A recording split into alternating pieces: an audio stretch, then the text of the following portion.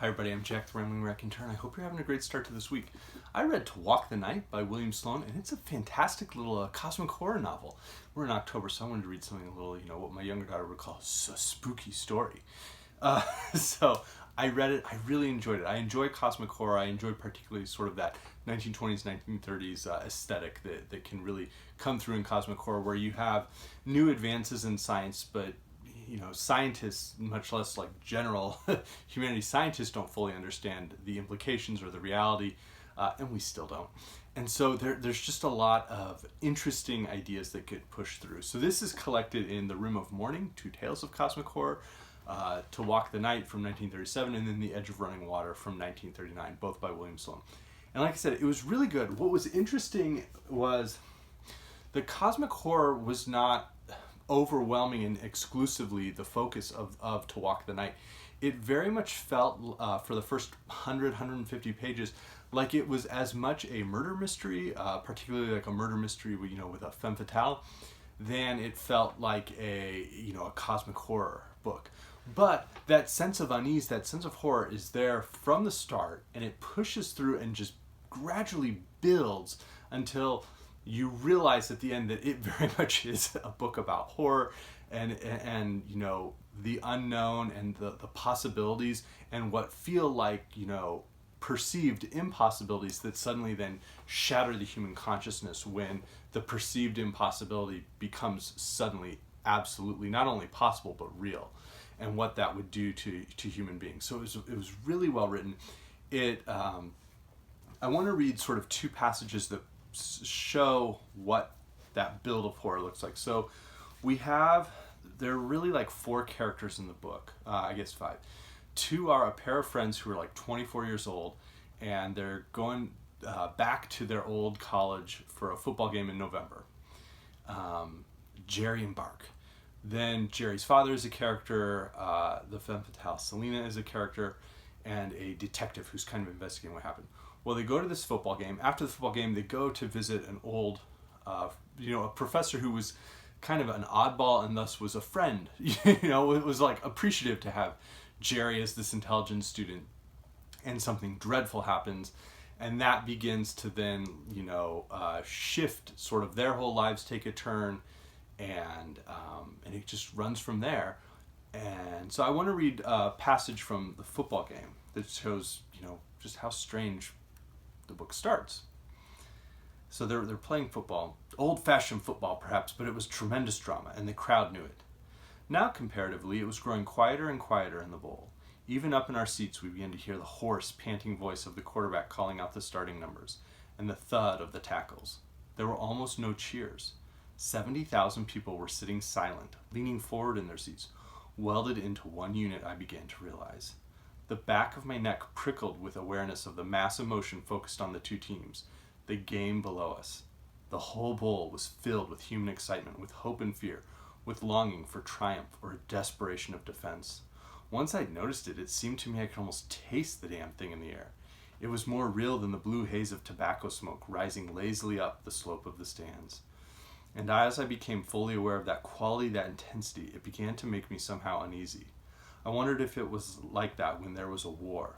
I had an impression of frightening power without control, of a field of force in some other dimension than our usual three. Perhaps in that fourth dimension of time, for I have no idea how long the whole thing lasted. It may have been only a minute or two, possibly no more than a few seconds. Anyway, it ended when Stanwitz, the state halfback, faded back and arched a long pass dead into the hands of his own tight right end, who scored right then and there. At once the feeling of tension broke. The state side of the stadium turned into a riot of color and sound, and around us the gloom was thick. But oddly enough, I felt happier than I had the moment before. It was a relief to have the suspense over with, to know the worst, and to be free of whatever it was that I had been feeling. And so we're at a football game, and it's exciting, we're going to win. And suddenly there's just, everybody's silent. That's an eerie, weird feeling that doesn't often happen. Particularly in a large crowded area, which none of us are encountering, I would hope, these days. But that there is this sense of unease, of things that shouldn't be real happening throughout the course of the entire narrative. And Sloane, I felt like I kind of could guess the ending, or guess the twist, But Sloane writes it in such a way that it truly did feel like this build of dread. He puts one of the characters, Bark, like really through a sort of a hellscape, of just feeling like self-doubt and uncertainty. And we're in, Bark's mind as sort of our first person narrator throughout the entire book. And so we're kind of in that, really uncomfortable, tense feeling throughout the entire book. And I said, I felt it was very effective. Now, what was cool was the final 40-ish pages shift from this, upper class New York setting, whether it's on Long Island or in Manhattan, this setting, to Arizona, the deserts of Arizona, my place. And this little, almost like artist shack up on the side of a mesa. And I always wonder, when I read about Arizona or New Mexico or southern Utah and stuff, I'm always curious, like, has the writer ever actually been there? Like, I've been to all these places. Has the writer ever been there? How well do they describe it? And you have folks like Elmore Leonard who described it using magazines, Arizona Highways magazines, to understand what the state was like and the landscape was like. But Sloane does a nice job. It felt like I was in Arizona, perhaps because I was reading it here. Nevertheless, that's where it starts to build. Now we have just 3 characters there, where the isolation builds, and as it reaches its final, like, that sense of human isolation also acts as a metaphor for the idea of isolation of humans on Earth as this like isolated speck of life within the greater universe as a whole. And we get this sort of passage towards the end. The panic fear that swept over me as I realized that I might have discovered the answer was indescribable. I was sinking into icy black water, being suffocated by its pressure, drowning in Arctic night and winter. Layer after layer of cold and blackness was piling up above me, and the fright of death itself was pounding in my pulse. Fear like that, real fear, is an invasion, a physical thing full of ice and death that enters into every fiber of the body and possesses the mind. The worst of it was that there was no tangible thing with which I could deal. There was nothing to run away from and nothing to confront. This terror sprung from a nebulous idea, a half-perceived theory.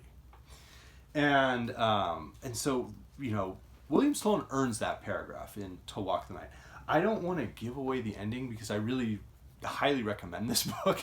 And so I don't want to spoil it too much beyond saying it really does, it blends this idea of murder mystery with cosmic horror in a very effective and genuine and natural way.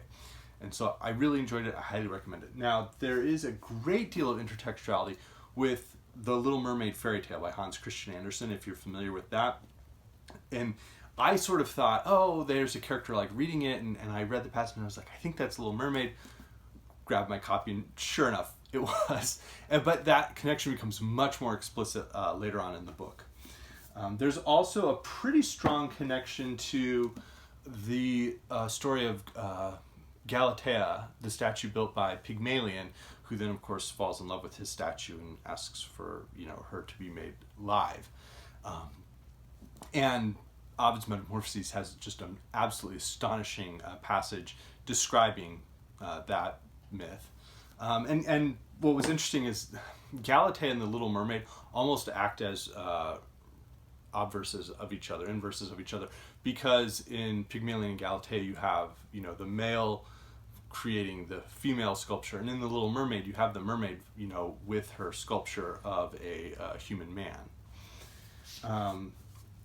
Other cosmic horror like The Thing on the Doorstep by H.P. Lovecraft came to mind, and in that sense of weird murder mystery, dread, but romance, and sort of this pseudo femme fatale, brought Daphne du Maurier's fantastic Gothic masterpiece Rebecca to mind.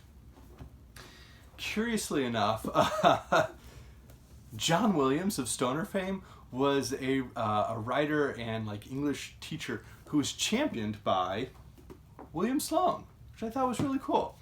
And I think many more people have read Stoner than have read William Sloane, and I highly recommend Sloane.